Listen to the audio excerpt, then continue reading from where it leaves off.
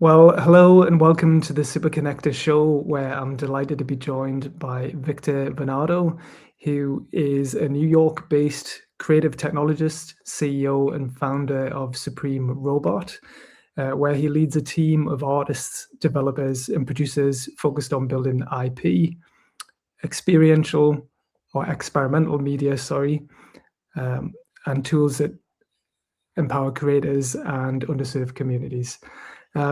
Victor, also known as King Supernuts, do you want to introduce yourself and just tell us a bit about exactly what you do?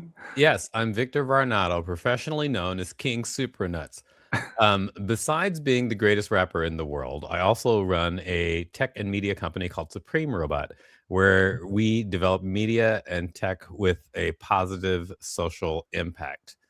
Um, right now, I'm doing the worldwide tic-tac-toe championship.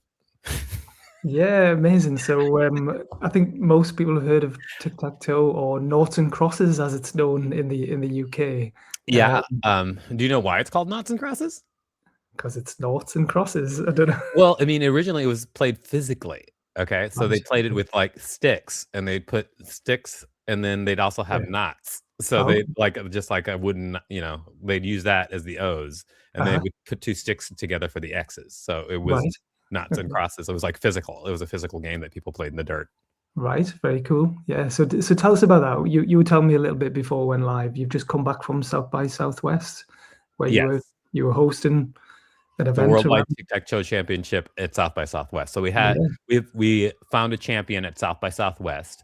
I wish I could tell you what his name was off the top of my head, but I don't because we just emailed him and told him like you're the winner. He was actually an event bartender at South by Southwest. What happened was that okay, so for the Tic-Tac-Toe Championship, just so people understand what we're talking about, it's a tic-tac-toe video game that I made that is a competitive level tic-tac-toe game. You play the game versus the computer. It scores your play, and then it posts your score against other people. And Mhm. so at the event, we had a screen up where people could play each other. Like you would scan the screen, you'd play on your phone, and then your name goes up on the screen, and then people would play each other. Turns out that the bartender had all the time in the world to play the game, so he just like got bet the he became the best at the game, and he just won. He had an advantage. Yeah, he was there when he was setting up. He was there when they Yeah, shut it down. He did. exactly. Like he just like, and like people aren't always buying drinks. It's like a South by South. It's like one of the South by Southwest event rooms. We were in like the I think it was called the music clubhouse, and there were like free pinball machines, and then like our systems and other stuff there. And then the bartender there just became the best person, which is awesome. I actually shot an interview with him. It's really funny. Very good. Very good. Before he won though, but he was really excited about the game. Yeah, The interview is so funny. cool. So so you've created the software that goes with that. Is that right? So people Yes. can play it at a live event, but can they play it online as well? So Yes. Okay. if, So the difference so what I described was our software called High Score Host, and we also have the website where people can play video games, which is called High Score Game Arcade. And that website, High Score Game Arcade, is no different than like say going back when Wordle started and just going to play Wordle. It's like no different than that. And it just has like fun weird games on it, and then you play the game, and then it'll score you against everybody else who's played that game that day, and then the winner usually gets like a prize. Like right now, it's like $5 every day. You know, mm, mhm. yeah, so it's like and so that's High Score Game Arcade. And then when I do High Score Game Arcade with sponsors, sometimes we throw parties. So I developed software to make the parties fun. And the software was basically a web link where we'd put up a QR code and a leaderboard. And so people could scan with their phone and then play the game on their phone on the website. But then it would only compare their score to other people in the room, like who had also scanned the QR code. And so that became software that was great for parties and bars and et cetera, et cetera. And we also use that software at South by Southwest for our activation. Yeah, cool. I like it because it's so simple, but it's fun. It's a fun use of technology, and it's people are always looking for new ways to engage people online and Yeah, and it's a really at simple but events. fun use of technology. I think I I love simple uses of technology because people skip over them a lot. Yeah. Uh-huh. Yeah. So to okay, so that's one example of the things that you've done, but I know you do loads of good things as well. You're a comedian, you're a rapper, you described yourself as a absurdist artist before we went live as well. So Yeah, I did, but I would say that, I'm not a rapper. I am the greatest rapper in the world. So just be specific. right, okay, yeah. So what, well, I have no reason to doubt that. So, yes, so I didn't really want to put you on the spot, but maybe you will do a bit of a rap for us later on. I'll And do one then, right now. Paul Lancaster thought he was the master. He's a little slow on the mic, and I'm faster. King super nuts, baby. I bow down. I bow down. You are the world's greatest rapper. Definitely, definitely. Class. I love that. So, how did you get into what you're doing now? Like, where does this all come from? Have you always done this sort of thing? Not exactly. Really, where all it came from was I was working just at entertainment as a comedian and actor, and then I started working as a producer and director, and then I found myself at one point I was like producing a a TV show in the Love and Hip Hop franchise called Leave It to Stevie, and I was there, and I was like, I'm making trash TV. Now, I'm not saying that Love and Hip Hop isn't entertaining. I'm just saying that it is not uh, humanity's greatest work. And so I was like, what am I doing? And then I was also when you make those shows, you're in a cubicle all day. And I'm an artist and I wound up in a cubicle all day making a show that was not a good, not necessarily like positive for Yeah. humanity. So I was like, okay, I want to change what I'm doing. And that was 9 years ago. And then, so in order to change what I'm doing, I was like, well, I'm not super famous and I'm not rich. And so what can I do? And then I was like, oh, I think there's a thing called business where you can figure that out. And so then I started studying it. And that's what I started doing 9 years ago. And then that led me to now.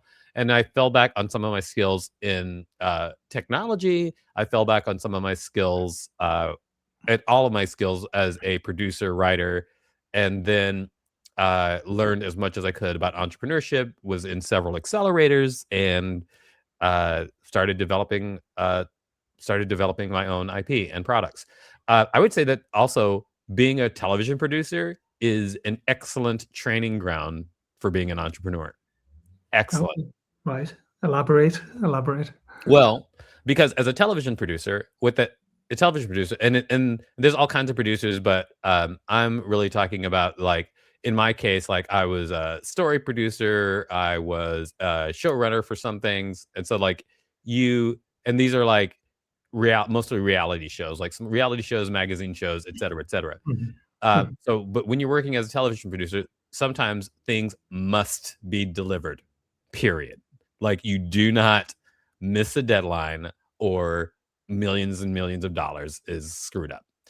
Mhm. So you solve problems all the time, every day. It's like you solve problems and people will bring you crazy problems and it's insanity sometimes, because sometimes it's like, hey, the the mule we had on set has diarrhea, and then like it could be anything. And then you have to figure out how to fix it and how to get, the pictures in the camera or else nobody gets paid and you figure it out. And that Mm. is good. That is good practice being an entrepreneur because that's what you do as an entrepreneur all the time.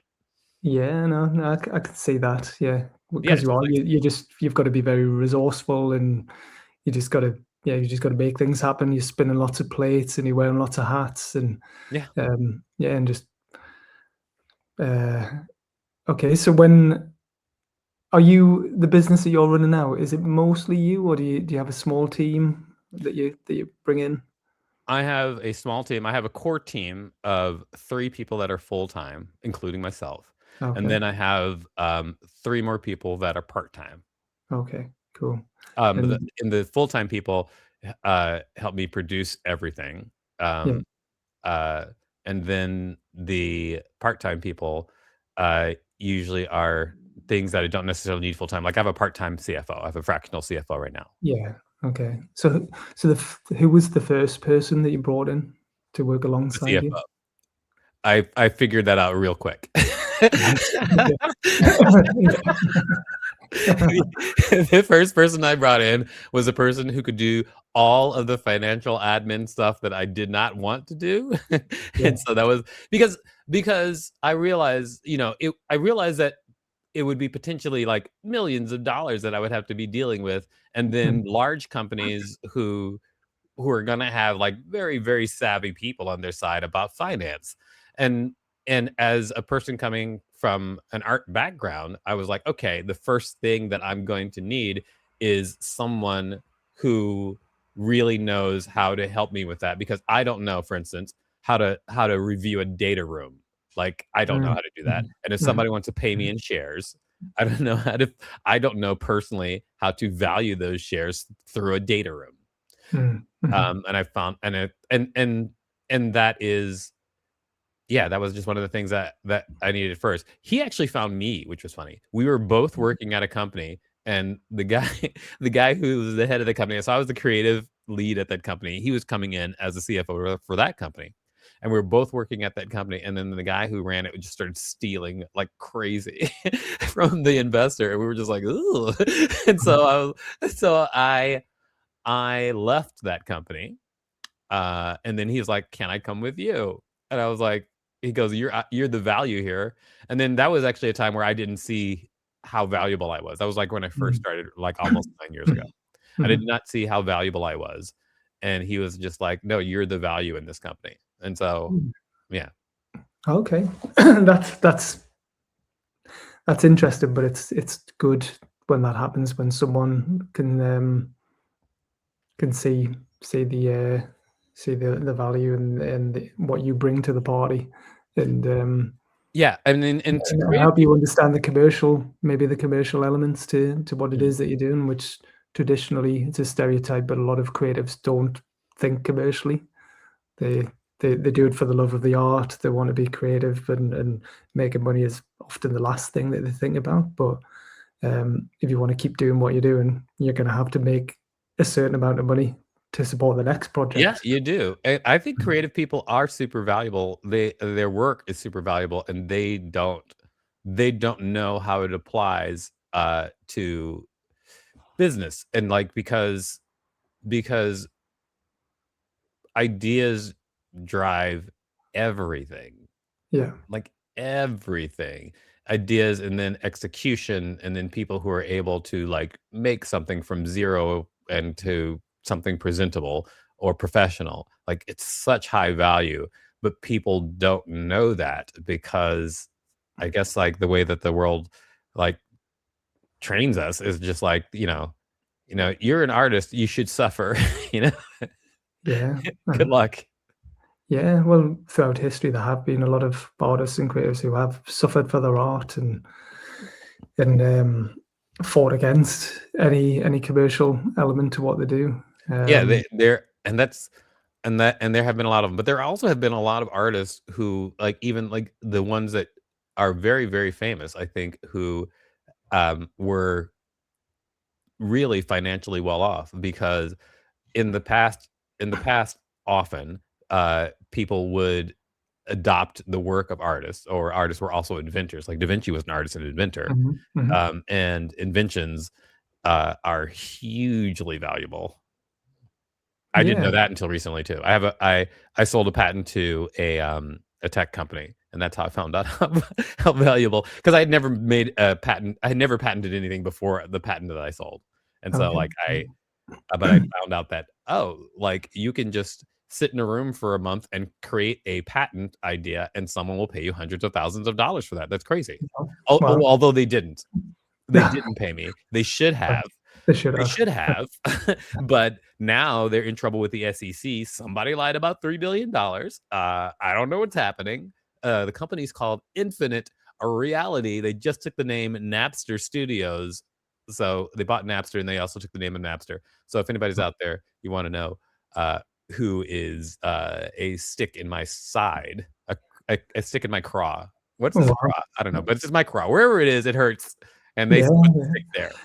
No, Way to go, well, Infinite Reality. okay, cool. Well, we'll check them out. We'll look out for them and be wary of. Oh, there's a Forbes article about them. So. Is it? Okay, well, we'll check that out after this.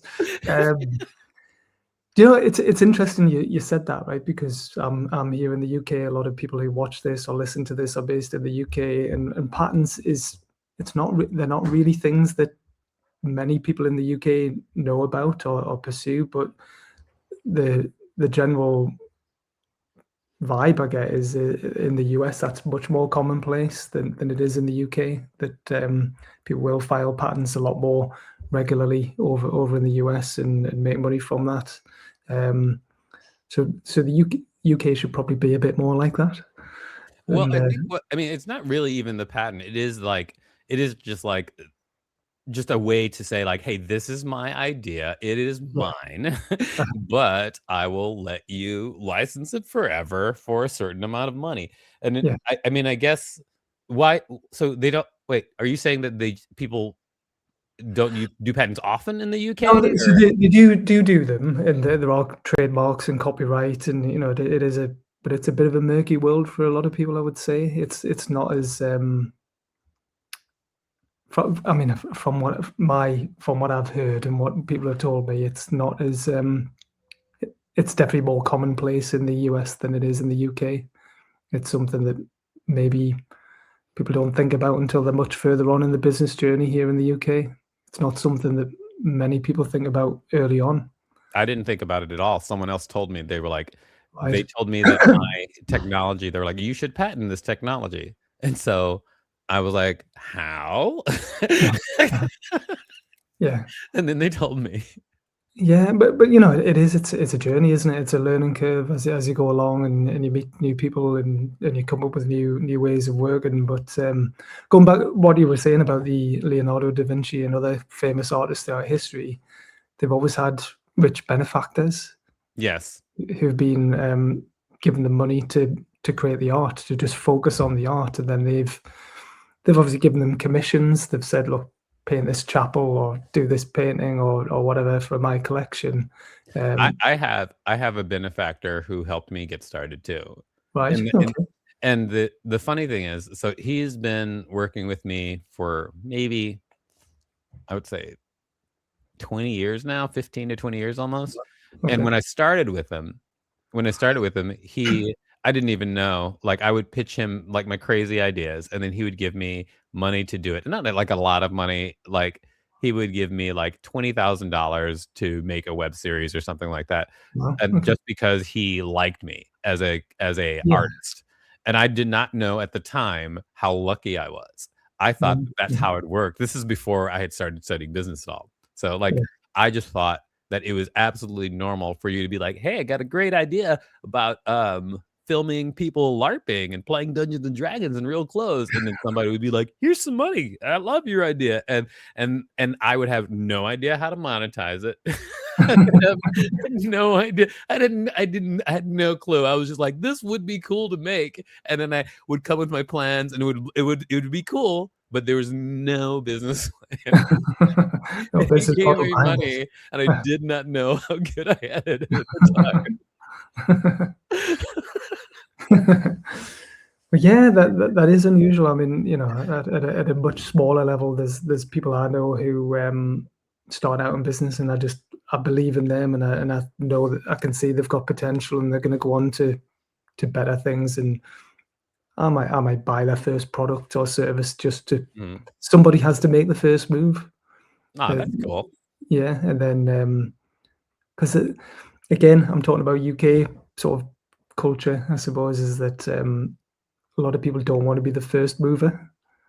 They're Mm. like, even if they think it's a great thing, they'll be a bit hesitant. But I've seen that in jobs that I've had in the past where I've been I've been paid a salary to help people start and grow businesses, and sometimes give funding to new initiatives and new businesses. And I've met people where lots of people are saying, "Oh, this is a cool idea. This is great. We love it," but nobody's willing to put some money in. Right. So sometimes I've been that guy, or the organization I've worked for has been the first one to put a little bit of money in, and Mhm. then that's unlocked more money and more support. But you do need individuals and you do need businesses and organizations to do that. That's really important because otherwise these things don't happen. That's awesome that you met someone like that, and yeah, and there's Yeah, hopefully and bear in mind, he would say, "You don't have a business plan." He'd say so, and so I'd be like, "Oh, let me figure that out." And then I actually, so that was actually a web series called Realm of LARP, that I made, which was LARPers, and then I actually did make money on that. Like, it did make its money back, um, but it didn't profit. Like, it kind of broke even, Mm, which is good, but I mhm, didn't know what I was doing. mhm, So, um, I mean, he is, and he that I think that, like, that showed promise, and so he continued to work with me. And he hasn't been yeah, like, he's not like a guy who'll just give me money. Like, the most recently, the project that I worked on it with, where he funded it 2 years ago, which was High Score Gamercade. He got it. He helped me get that started. And that for that, I had, like, a full business plan, and that, because that was, like, 2 years ago when I knew more what I was doing, but he's mm, watched me along the way go from, the artist who, an artist who in the Lower East Side of Manhattan at, performance art shows puts his naked butt on a ice cream cake, uh, to, today, the serious artist who, is known as King Supernuts, and the world's greatest but rapper. Yeah, has just come from South by Southwest and got a distribution deal for his video game thing, really well which done. is Woo. his value, like, the value, his share of High Score Gamercade has recently, the value, I believe, has, I would say, tripled in the last, like, 7 Yeah, months, I would say. cool, cool. So, I think I'm doing him a solid now, Mm, because he's done me a yeah. solid so many times in the past. That's no, it sounds like it, but also, people like him, I don't know if he classes himself as an angel investor or, but I know people like that who they want to be part of the ride, they want to be part of the journey, and they want to have fun, and they've got a bit of money, and they're willing to. I don't think there's any high net worth or rich person that wants to lose money, but I know plenty that don't mind losing a bit Well, if we do something cool and interesting that might lead on to something else.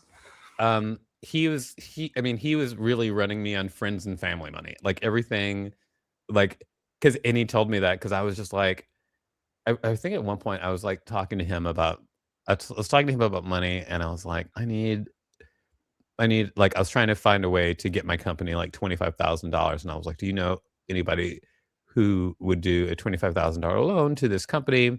Like, Mhm. any institutions or whatever, and he was like, "That's not that's a pretty low amount." I mean, he was, like, genuinely, like, 'cause do not know I do not know, like, exactly how he makes. I mean, I know, like, his family, like, has owned banks and stuff like that. I don't know exactly how he came up or whatever, but I just don't know exactly how much money he has. But he has enough money that, where I said, "Hey, do you have any connections? Do you have any connections or companies that could do a loan for $25,000 quickly for a small business?" And he was just like, "I don't know anybody who does that small amount of money." He's like, "I don't know anybody." But he has a big wad of money that I've just got in my pocket, and he just I'll just write you a Yeah, check. no, he doesn't just Yeah, bail me out of, yeah, problems all the time. He doesn't do that. yeah, He won't do that. He'll, like, we're at the point right now, like, if I come to him with a real plan with real value, he will yeah. definitely, like, help me out if he's, like, in that market at the time. But I can't be on the phone with him and be like, "I've got an emergency," and he's not gonna do that, Mm, because he's like, mhm. "No, you're not doing business right. That's not how that's not the way." Because I did that before, and he was like, "No," and I was like, "Okay, I'll figure it out." Yeah. Yeah, but, that's probably possibly again a sweeping statement, but the creative mindset. Like sometimes I just need a bit of money to get this project over the line, and but not really thinking about beyond that. But and other startup founders I know are the same, but actually that money goes very, very quickly. You're Oh, going to yeah. need maybe going to need 3, 4, 5, 10 times as much money to make it sustainable, or at least have enough runway that you're going to be able to figure it out. Mhm, And you're right, like some investors, some angel investors or whatever, they have a minimum that they can mhm. lend, um, for them to believe that it's a credible thing. Yes. Um, and the other thing to remember, a lot of these investors, they have to give that money out. They have people above them who've lent them that money. So Mhm, a lot of these investors are money managers, basically. They've promised that they're gonna invest that money into a certain number of projects, and mhm. they're gonna try and get a 3 times, 5 times, 10 times return. So they need deal flow, and they need, as long as it's believable and there's some sort of forecast, and they can see that there's a potential way to make that money back. And yeah, it's I think that balance of power, sometimes people feel like they're cap in hand, please sir, can I have some money, and begging, but they need the creatives and the artists and the entrepreneurs as much as the other way around. Oh, absolutely, and that's something I didn't know either. I didn't understand in the beginning that so when you start creating value, and what I mean by creating value, because I think people say, like, create value all the time, and they don't clearly define it. But I'm just saying that, like, creating value to a person with a big wad of cash equals, um, understanding what their goal is and giving them something that is almost guaranteed to help them achieve their goals, and then they will happily give you a lot of money. Mm, mhm. Yeah, totally, totally. So yeah, so well, it sounds like you're doing the right things now, that you've Oh, yeah, trying to, now is great. yeah. I mean, and it's not great. I mean, it's still, like, I'm still at the point where I'm, like, working a lot, but but but after a long journey, the, end of the tunnel is well in view, and the light is growing bright. Good, But yeah, I'm not out yet. yeah. But it sounds like you're having fun as well, like, and when I look at your posts as well, your social media posts, you definitely look like you're having a good time. Oh, I'm totally having a good time, but I'm also I have I was having a good time all the time, though, like, even in the hard times, because, like, Yeah. I really kinda look at it like an adventure, uh yeah, I look at it like an adventure. It's almost like playing Dungeons& and Dragons, like, like, business is like playing Dungeons& and Dragons for me. It's just like, "What are your resources? What are the goals? What are we trying to do? Oh, check for traps." Mm, It's always a mhm. trap. Yeah, always. Um, so tell me a bit more about, obviously, the Supreme Robot. That's your main organization Yeah, or I would call business, that my right? incubator company. Like, the overall company is called Supreme Robot, and the idea behind Supreme Robot is, I develop ideas and I grow them, and then when those ideas become big enough, then they become their own companies, have their own investors, and then eventually they sell. And Right. the Okay. first thing I sold was a patent, Mhm. which the company did not pay for. So I should already be successful and rich, but I'm not because they never gave me the money. Infinite Wow. reality. Second, I mean, but the thing is, it's not like they were giving me a big wad of cash. It was like they paid me in shares. They're supposed to IPO. They did not. Now they're in trouble financially. I don't know exactly what they're doing. Yeah. Anyway, I just don't want to speak ill of them because it's a $1 billion company, so they got many lawyers. Um, Yeah, so but if nothing else, that's, like, validated what you're doing, isn't it? That someone it did, and saw it. that Well, you that can repeat that again, but you're a bit wiser about maybe what you maybe need to do to avoid that, or sometimes you just don't know, do you? They still might look like a solid business, and then they do something goes wrong at their end, but yeah, if you could Yeah, get a I bit mean, of but cash I as learned well. some things that should go into a contract that I didn't know about before. Also, I Yeah. did that project also got a grant from the National Science Foundation, so it was like doubly validated.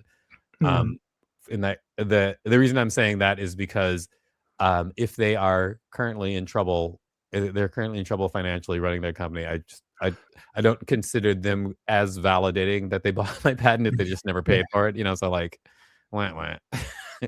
Yeah, no, I understand. But there's some other projects that you've been working on as well, like the BrightWrite, which sounds really interesting, and Rising Tide Educators. So you want to Yeah. tell us a bit about them? So the next big project that I wanted to work on is called BrightWrite, and it is a system to help neurodivergent people focus and write.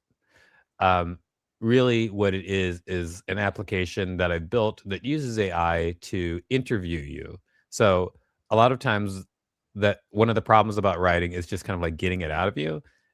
So I just created a system that works like a ghostwriter almost, where instead of you trying to sit there and look at a white page, you can say, I want to write a thing about this, and it will interview you. And then by the time you're done with your interview, you have your piece of writing finished. And it, Mhm. and because I thought that that was a great use of AI. And then so I created this app called Magic Bookifier, and it helps people write books that way. And then a lot of my clients, or at least a group of my clients, were all neurodivergent entrepreneurs. And I had a meeting with some of them, as you're doing customer interviews, blah, blah, blah, blah, blah. And then she was like, "Yeah, we run this entire neurodivergent group of entrepreneurs. Everybody's got like ADHD, autism, et cetera, et cetera. And we love the writing coach because it helps us focus. And it's not even about like they use the writing at the end, but that you have a rough draft from beginning to end because it just takes you through the process. And Mhm. then so after having worked with the National Science Foundation previously, I met with Dr. Julie Lopatcher from Rising Tide Educators, and she reviewed the software and was like, that this would be great. Rising Tide Educators works specifically with neurodivergent kids and helps them with higher learning. And so she was like, this, software would be great to help neurodivergent kids and students. And I was like, awesome. Will you help me develop it? Because I can make the software, but I'm not a professional educator, but she Mhm. is. Mhm. So we are working right now. And we want to get a grant from the National Science Foundation again. And so we're actually working with a company called Grantify, which was the company that I worked with previously when I Mhm. got so I had never done a grant before, like at all. And then I found this company called Grantify, and I don't remember how I found them, but basically, I think they're a UK-based company actually too.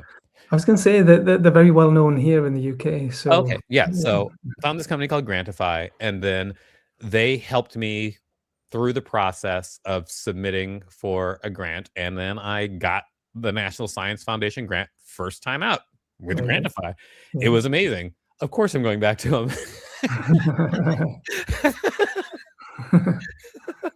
Of course.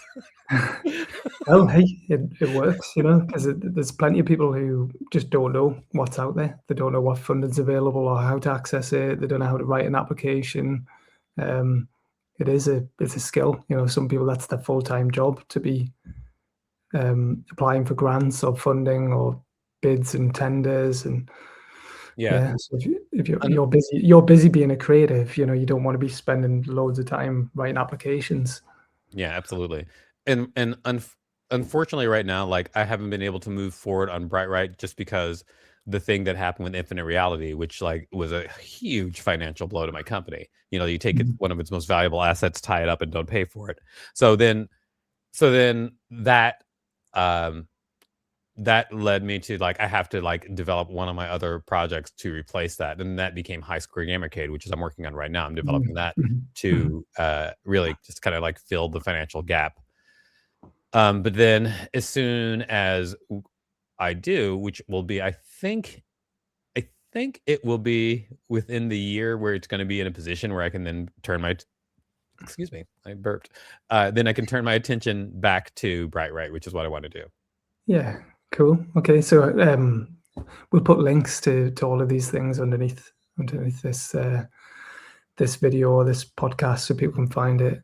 And I said before, it's going to go out as a blog as well on our website, so we'll have backlinks to everything on there, which will be a handy asset to refer to. I'm really interested in the difference. I know I keep talking about the difference between the UK and US. So, like, would you say it's easy or hard to get support for what you do, like in terms of funding and or Uh, just I think enforcement it's for what you do? I would say it is I would say it's difficult to learn the avenues. I mean, really what it is anytime, I think it's always potentially easy, but how do you do that? Like, who do you call? Like, who are you supposed that's the hard part. Like, you finding out, because there's always somebody who's willing to help you, and someone who's willing to help you even with money, because they have people have budgets that they want to spend, like, or must spend. And so you just have to find the right person. That's the hard part. It's like, if you know how to find those people, great. And yeah, and that's the hard part. Like, if you just if because there's always people who are willing to, like, pay and help, and you just have to find them. That's Yeah. the hard part. It is so stupid that it's like that simple, but that's basically it. No, it's true. It's definitely find that over here as well. And I mean, it's over 25 years I've been working in different roles, helping people start and grow businesses, and it's always been the same, probably Mhm. forever. That Yes. why I started my business is because I was in a job where I was paid to know like where to go for help and advice and where to go for funding and signposted and matchmaking and introductions and stuff like that. But I was like, yeah, I know where it is, but it's not for me.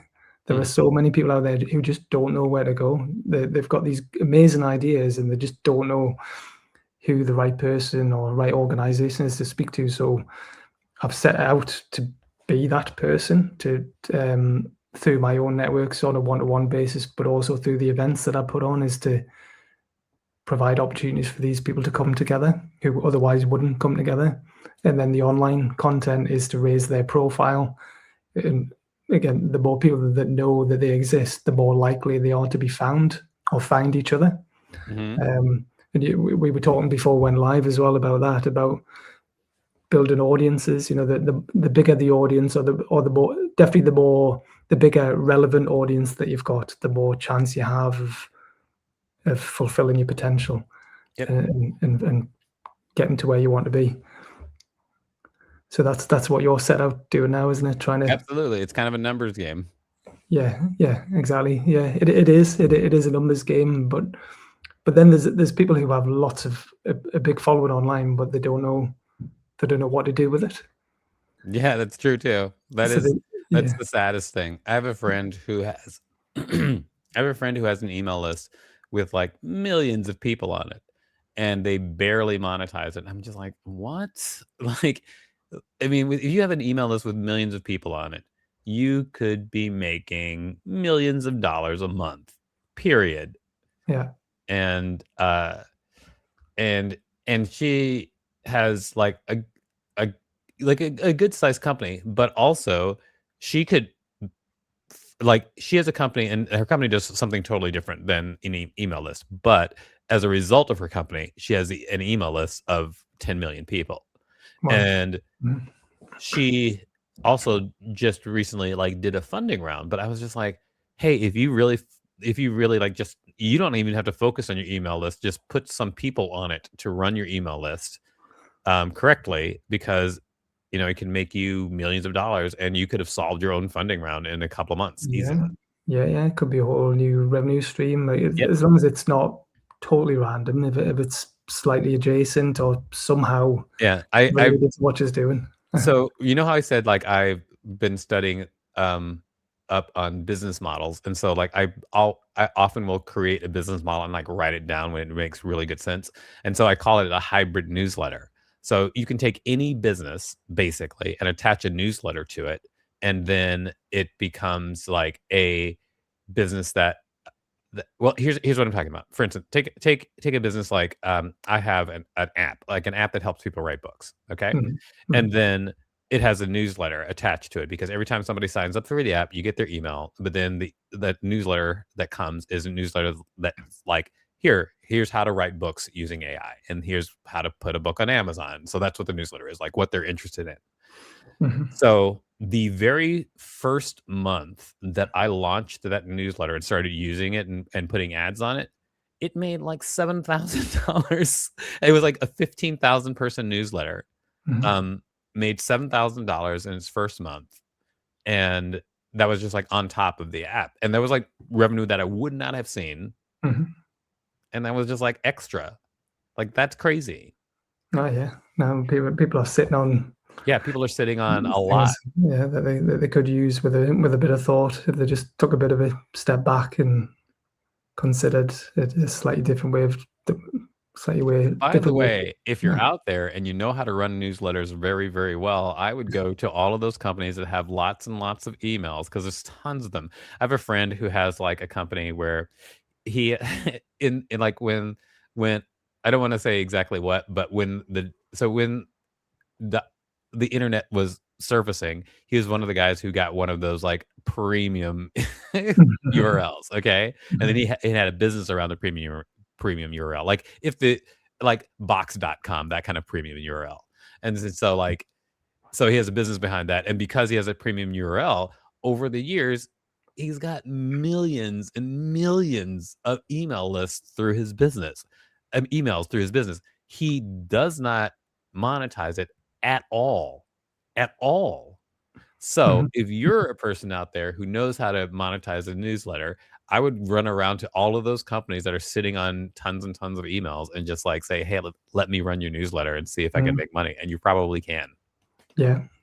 Good shout. There's a whole new business there. Yeah, definitely. Yeah. Oh, so the hybrid newsletter is just like having any business at the top, newsletter at the bottom. So the newsletter made $7,000, but then so what I have now is like I've got an app. I advertise for the app. People come to the app, and then some people buy like subscriptions. So coming in the door, it makes money. So then on top of that, every person who signs up, even free users, are on the newsletter, and every person who's on the newsletter is also worth money monthly. So you could even put up a free app that doesn't cost much compute power, and just to gather all people in one place.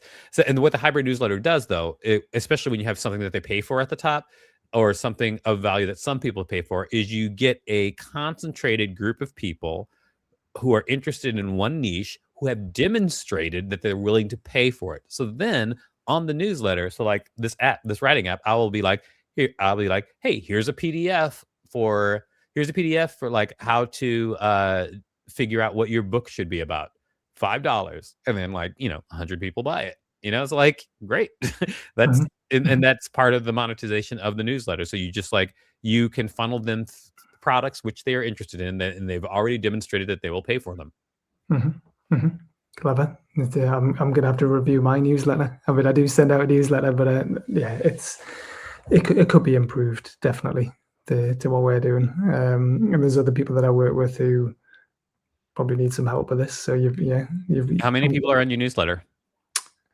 It's quite small at the moment. There's only 1,600 people in there. That's fine. I have a newsletter with 1,700 people on it. It has averaged, just in ads, $4 a newsletter last month. Every time I press send, it was $4, which is not a huge amount of money, but with 1,600 people, or 1,700 people, and then you can see that if I crank up those numbers, it's sending imagine if it was, so it's 1,700 now. What if it was 20,000? And then I'm making 10 times the money, $40 every time. And then what if it was 200,000? And then that was just ads. I mean, that's not even trying to sell a product on top. Yeah, no, that's good. Yeah, it's definitely worth looking at, because we've got the email newsletter, but then we've got the social media followers as well, which are much bigger. Still not huge, but there's about 38,000 on there. And then we've got the websites, but yeah, we have different tiers as well. We've got lots of free content through the website, and podcasts and videos and guides and blogs, and then we've got some free events which are sponsored. So we make money, sponsors that want to be associated with us, so they want the opportunity to be in front of our audience. And then we have bigger events which are sponsors and tickets.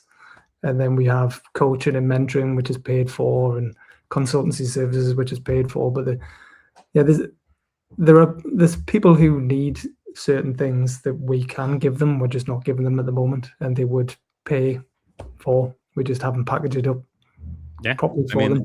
And that's and so what I'm trying to do is, like, I understand that, especially with as an entrepreneur, like if you are not a giant business, one of the things I'm trying to do is turn everything into its own self-sustaining thing. So, like, I'm trying to bring in people to run my newsletters who can just run it and monetize it, and I'll teach them how to monetize it. They monetize it, and then they pay their own salaries by by running it.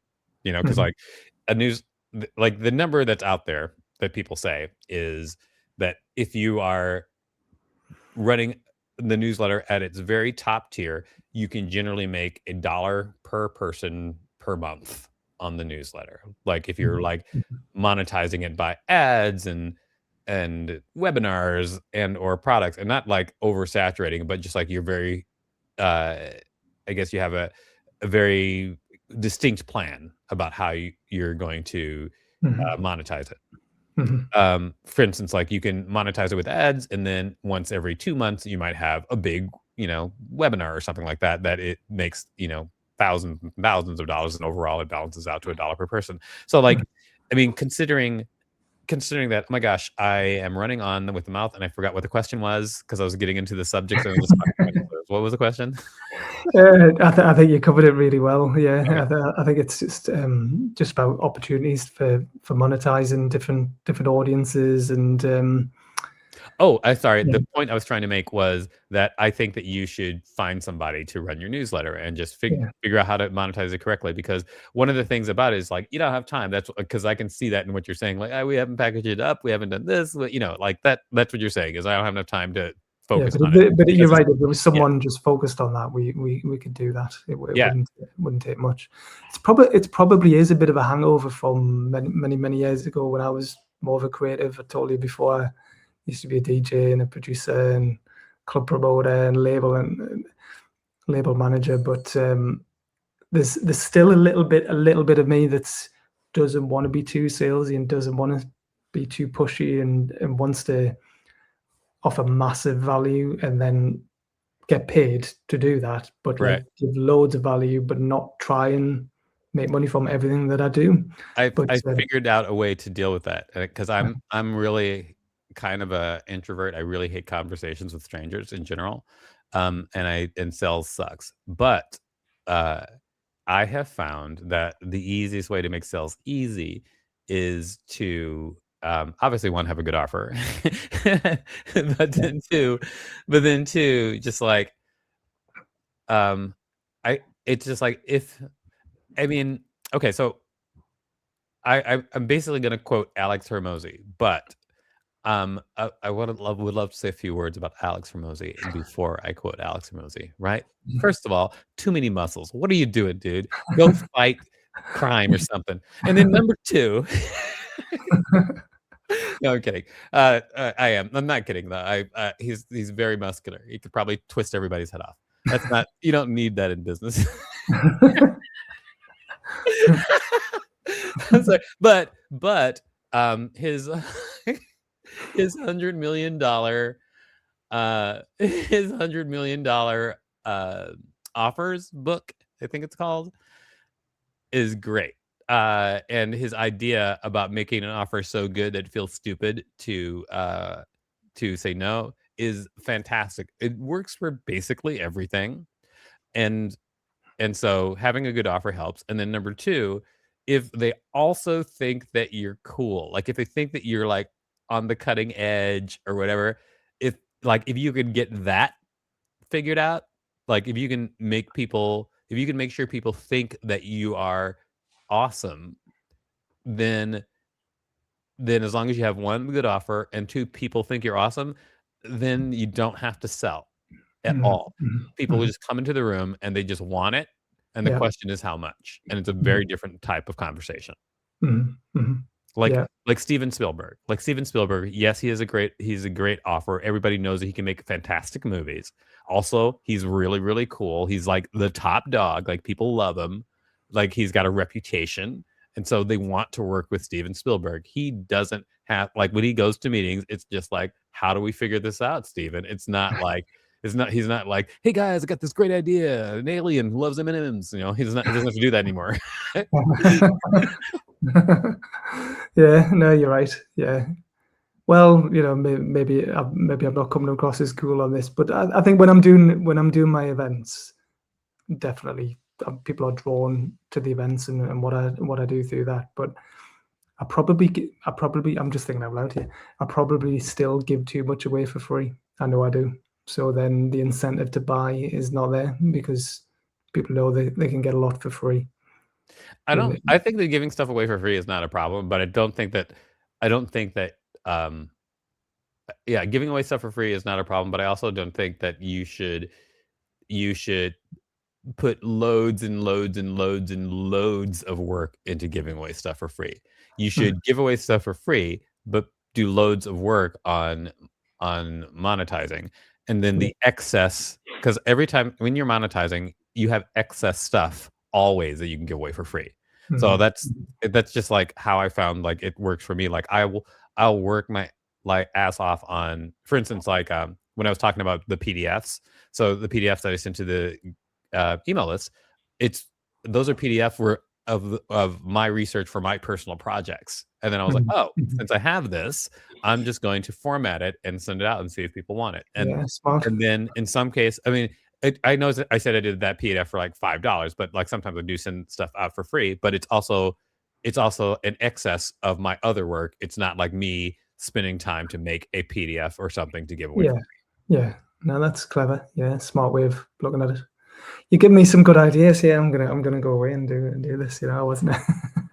um.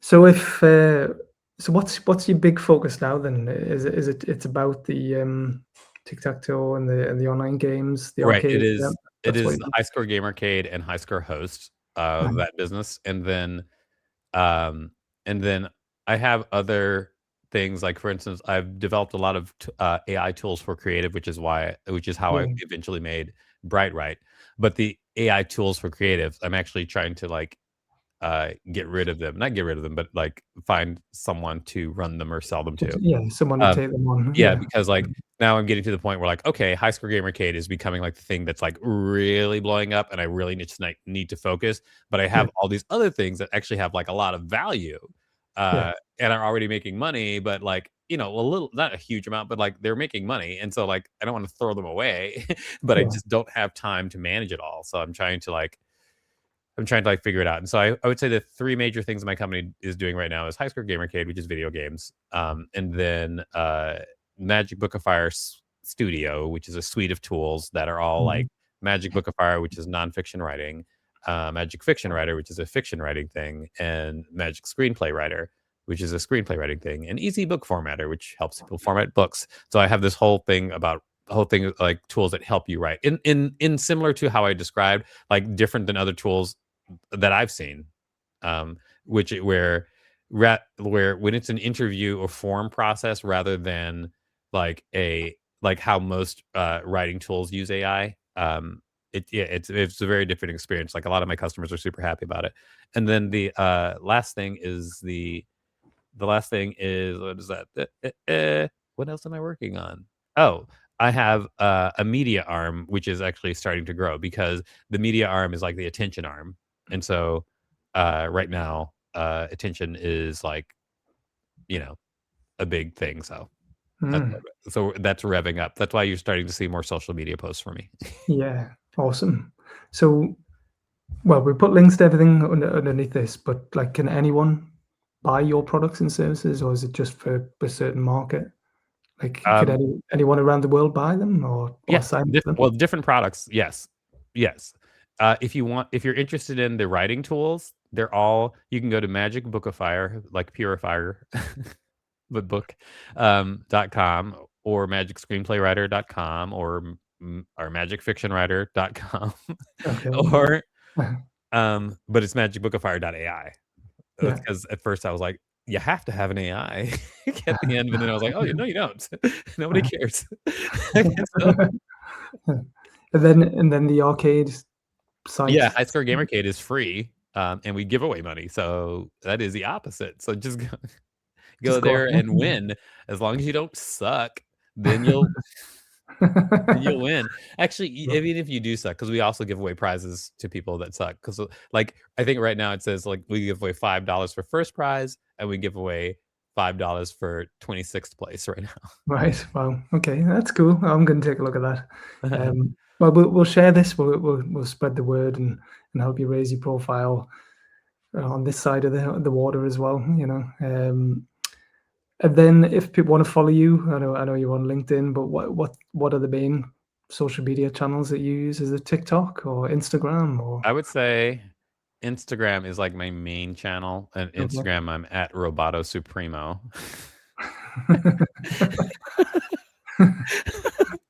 With it's at Roboto Supremo, and the name on Instagram is King Supernuts. Well, we know why now. Yeah, we know why. Awesome.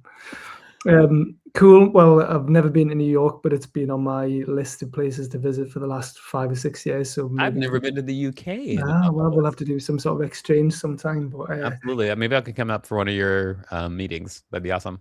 yeah, that'd be really cool. But yeah, no, I really enjoyed that, and I think it's awesome what you're doing. And you're very talented, very creative, and doing some, I think, important things as well, especially around making things easier for neurodivergent creatives as well. I think that's a thing I'm really keen to support as well through the events and the work that I do.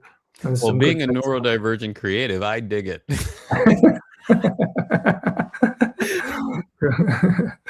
Awesome. Right, Victor, I'm going to leave it there. So thank you very much for doing this, and have a great rest of the day. Awesome, Paul. Thanks. All right, cheers. Bye.